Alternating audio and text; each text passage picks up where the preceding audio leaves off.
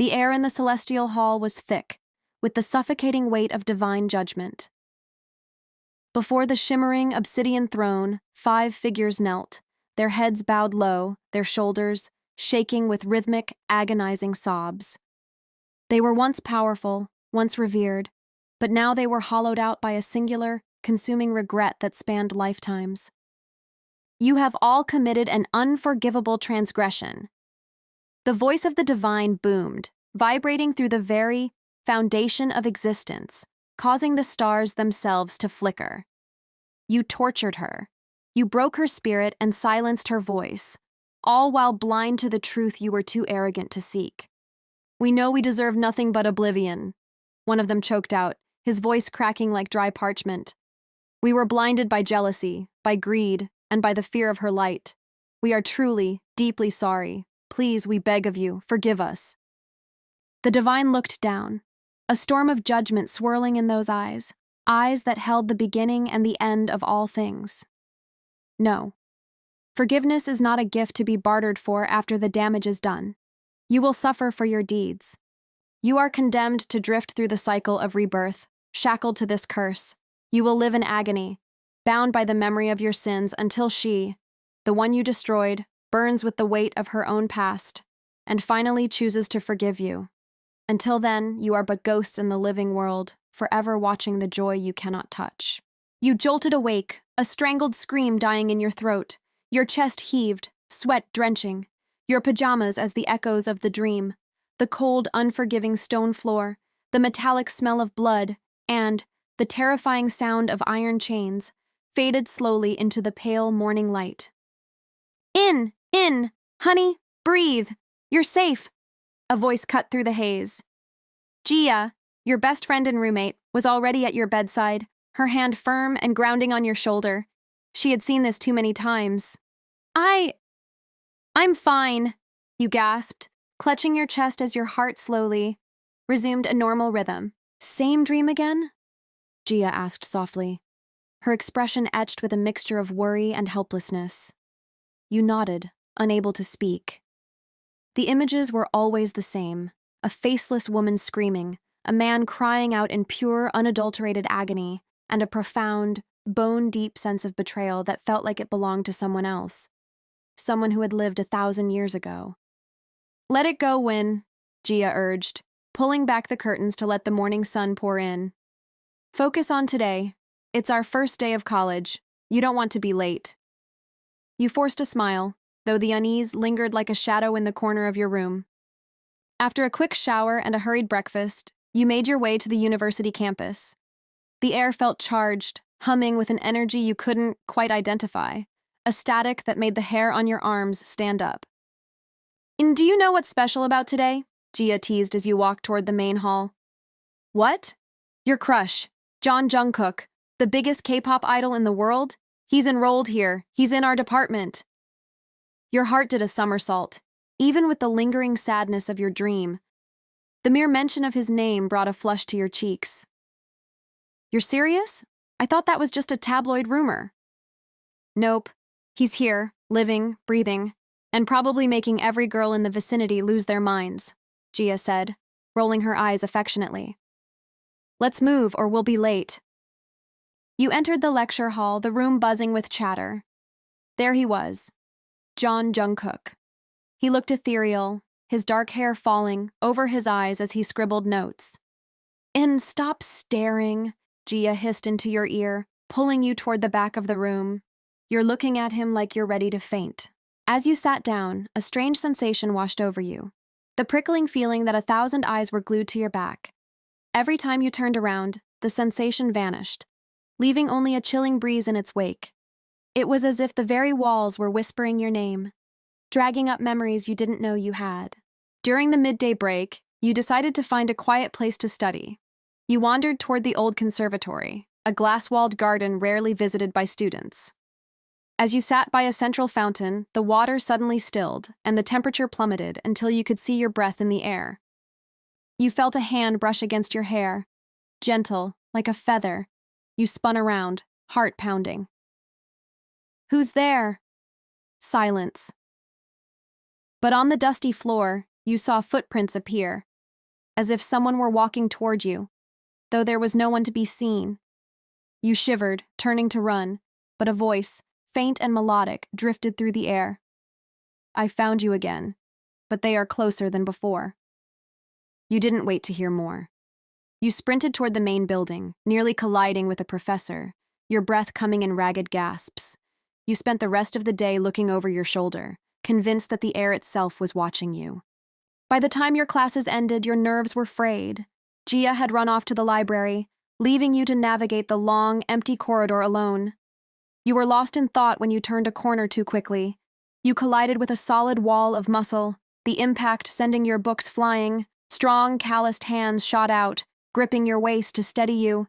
You looked up, and your world stopped. Jungkook was staring down at you. His expression wasn't one of annoyance. It was one of profound, confusing bewilderment. His eyes, dark, deep, and haunting, seemed to be searching your face for something he had lost ages ago. He traced the line of your jaw with his thumb, his touch lingering too long, too familiarly. I'm so sorry, you stammered, pulling away. You didn't wait for him to respond. You turned and sprinted down the hallway. Behind you, Jungkook stood rooted to the spot. His heart was hammering a rhythm he recognized from his own dark, recurring nightmares. The name appeared in his mind like a strike of lightning. He didn't know why, but he felt he had been searching for you for an eternity, and seeing you now, safe and alive, made the air feel suddenly thin. 2 days later, you went to the library late in the evening. As you searched the archives for a history project, you found an old, leather-bound book that seemed to call out to you. You pulled it from the shelf, and a photograph fell out. A faded, sepia-toned image of a prince and a girl standing in a garden that looked exactly like the one in your dreams. "That's you," a voice said. You jumped, turning around to find Jungkook standing there, his face pale. He looked at the photo, then at you, with a terrifying intensity. How do you know that?" you whispered. "I don't know," he said, his voice trembling. "But I have the same photo in my own diary, and I've never seen you before today." Before you could ask more, the library lights flickered and died. A shadow, darker than the night, swept across the floor. You felt a cold hand wrap around your ankle. You screamed, and Jungkook lunged forward, grabbing your hand and pulling you toward the exit, his eyes flashing with a protective, primal ferocity. That night, you couldn't sleep. You felt an irresistible pull toward the campus park. You snuck out, the moonlight casting long, skeletal shadows across the grass. As you reached the center of the garden, you saw 5 figures standing in a circle. They were the ones from your vision, the cloaked figures from the mall. "She has come," one whispered. "We do not wish to hurt you, In," another said, stepping forward. He wore a mask, but his eyes were filled with an old, deep sadness. "We were the ones who kept the records of your past. We were the ones who failed to protect you when the kingdom burned. We have been waiting for the prince to find you." "Why are you haunting me?" you demanded, your voice steady despite the fear. "Because we are the keepers of the curse," they replied in unison. "And until you remember the truth, the prince will keep trying to rewrite history, and it will keep ending in blood." Before they could explain further, a blinding light erupted behind you. Jungkook stood there, his hand gripping a sword that seemed to be forged from moonlight. He looked like the prince from your dreams, his stance lethal and regal. "Back away from her," Jungkook commanded, his voice vibrating with power. The figures bowed, their forms fading like mist. "The time is short, my prince. The enemy is already at the gates of her memory." The following week, you started hearing music, not music playing from speakers, but melodies that seemed to drift out of the stone walls of the university. It was a complex, haunting flute composition that you suddenly realized you knew how to play, though you had never touched an instrument in this life. You found yourself in the music room, fingers dancing across the keys of an old piano. As you played, the air around you began to shimmer. You weren't alone. Jungkook was standing in the doorway, his eyes closed as he listened. "You remember?" he said, his voice barely a breath. "I remember the banquet," you replied, your fingers still moving. "I remember you playing this for me before the riots began. I remember the smell of jasmine and the sound of your laughter before it all turned to iron." He walked over, his own hands coming, down to join yours on the keys. The harmony shifted, growing more intense, more painful. For a few minutes, the present faded completely. You were there, in the great hall, dressed in silks, laughing with a man who was your entire world. When you stopped, the silence that followed was heavy. With the weight of everything you had lost, Jungkook leaned his forehead against yours. We were happy once. We will be again. During a lecture on ancient history, you felt a sharp prick in your neck. You looked down to see a small, dark thorn embedded in your skin. You pulled it out, and the room began to spin. You stumbled out of the classroom. There was someone standing in the corridor. It was one of the 5 figures, but this one didn't look like a ghost. He looked human. He looked like a student. We have to warn you, he whispered frantically. The prince is not the only one who has been reborn. The high priestess, the one who orchestrated your downfall. She is here, and she is closer than you think. Who is she? You gasped, your vision blurring. Your professor, he said before vanishing into the crowd. You turned to see your math professor, a young woman with piercing, cold eyes, watching you from across the hall. Her gaze wasn't just professional, it was possessive. She knew. The next day, you were sitting in the cafeteria when Jungkook sat down across from you. He didn't look like the idol everyone worshipped. He looked exhausted, his eyes rimmed with red. I remember, he whispered, leaning in so the other students couldn't hear. I remember the garden. I remember how you looked when you were dying. I remember the last thing you said to me. What did I say? You whispered back, a tear slipping down your cheek. You told me that if I couldn't save you then, I had to make sure we found each other again. You told me that love is a stronger tether than death. He reached across the table, his hand trembling as he brushed a strand of hair from your face. I've been waiting 1,000 years to hear your voice, Ian. Not the voice of a fan, but your voice. The one I know. As he spoke, a wave of dizziness hit you. You saw flashes of a golden palace, of swords clashing, of a betrayal by your own advisor, and of a cold, dark chamber. The headache was blinding, but for the first time, you remembered his name in that life. You were always my prince, you whispered, the realization shattering the walls of your mind. Jungkook took you away from the campus that weekend, driving into the mountains, until you reached an abandoned estate that looked like a ruin from a fairy tale. This, he said, touching the weathered stone of an archway, is where it began. Not the tragedy, but the love. This is where I asked you to marry me. You walked through the overgrown gardens, and suddenly, the ruins were gone. The trees were in bloom, the air was warm, and the sound of birds filled the sky. It was a projection of the past, a memory so strong it had bled into the physical world. You saw your younger selves, the prince and his love, running through the grass. You saw the moment he knelt, the ring of fireflies he caught for you, the promise of forever. We were so naive, he murmured, watching the spectral images. We thought love was enough to shield us from the world's rot. It was enough, you said, taking his hand. It kept us connected through everything. Even through the void, I heard you calling for me. A week passed, but the feeling of being watched never left. One evening at the mall, you stopped in front of a massive digital display of Jungkook. As you stared at his image, you felt a tug on your soul. From the shadows of a nearby balcony, the 5 figures, the architects of your past, watched you. Their eyes were bloodshot, their expressions a mix of agony and hope. She is remembering, one whispered, his voice like grinding stones. The cycle is breaking. We must stay close, another said. We cannot let the darkness take her again. The prince is getting too close, and the enemy of our past has also been reborn. You didn't notice them, but you felt the sudden, crushing weight of sadness that made you double over, clutching your stomach. The shopping mall seemed to blur, the shoppers becoming faceless ghosts in your peripheral vision. Ian, Gia poked your arm. Are you okay? You look pale as a ghost.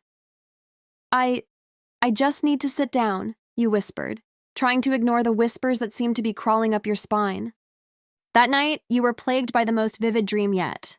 Please, let her go. Jungkook's voice was hoarse, raw with agony. She's innocent. No, Jungkook, the faceless leader sneered. She is the catalyst. She must pay for your defiance. Jungkook fought, his muscles straining against the guards, but they were too strong. He was dragged, forced to his knees, and chained to a cold stone pillar. He watched as they approached you, the girl he loved, the girl who had been his sun and moon, as you lay broken on the dungeon floor. No! Stop! She has done nothing! The leader ignored him, his hand raised. You looked up at Jungkook one last time, your eyes devoid of light, your body too tired to fight. You closed your eyes, a single tear trailing down your bruised cheek. No! Jungkook bolted upright in his own bed. His room plunged in darkness. He was drenched in sweat.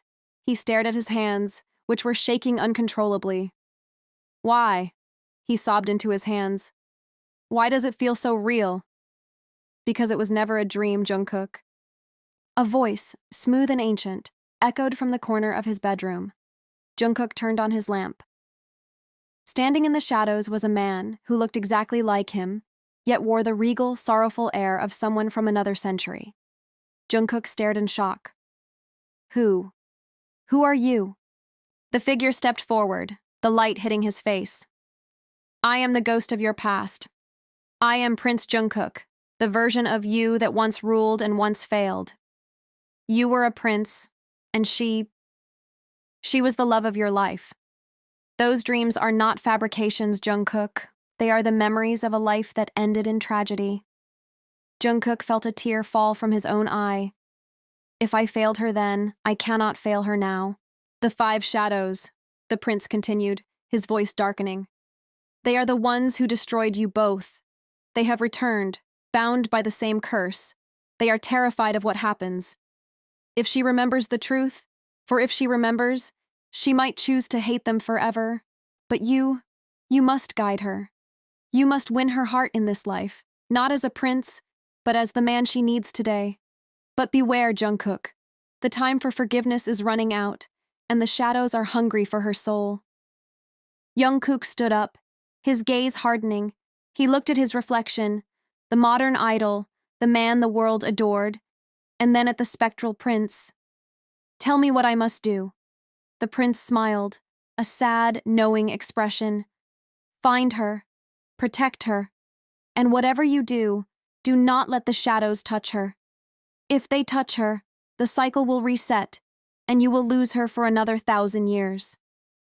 As the prince faded into mist, Jungkook walked to his window, looking out over the city. He knew now why his heart ached, why he felt drawn to you, and why he would stop at nothing to ensure that this time, history would not repeat itself. The battle for your soul had only just begun.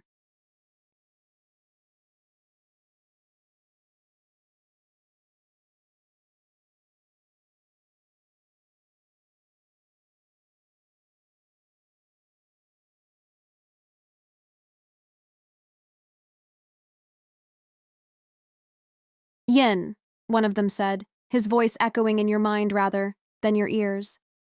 You don't remember the garden, you don't remember the promise.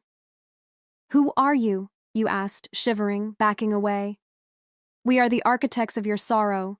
Another stepped forward, his eyes burning with a desperate, ancient hunger. But we are also the ones who have guarded your spirit through every cycle. We need you to remember, Yin. If you remember, the curse ends. Suddenly, a car screeched to a halt between you and them. The door flew open and Jungkook jumped out, his face twisted in a look of pure fury. Leave her alone, he roared, standing between you and the cloaked figures. The 5 men backed away, their bought forms flickering like a dying candle. The prince has arrived, one hissed, before they melted into the falling rain. Jungkook turned to you, his eyes searching your face. He pulled you into his arms, shielding you from the cold. I told you I would protect you. I don't care how many lifetimes it takes. I will be your shield. In that moment, under the gray sky and the pouring rain, a single clear memory flashed through your mind. a garden, a promise, and a man who looked exactly like the one holding you, whispering, "I will find you in every life, even if the world tries to tear us apart."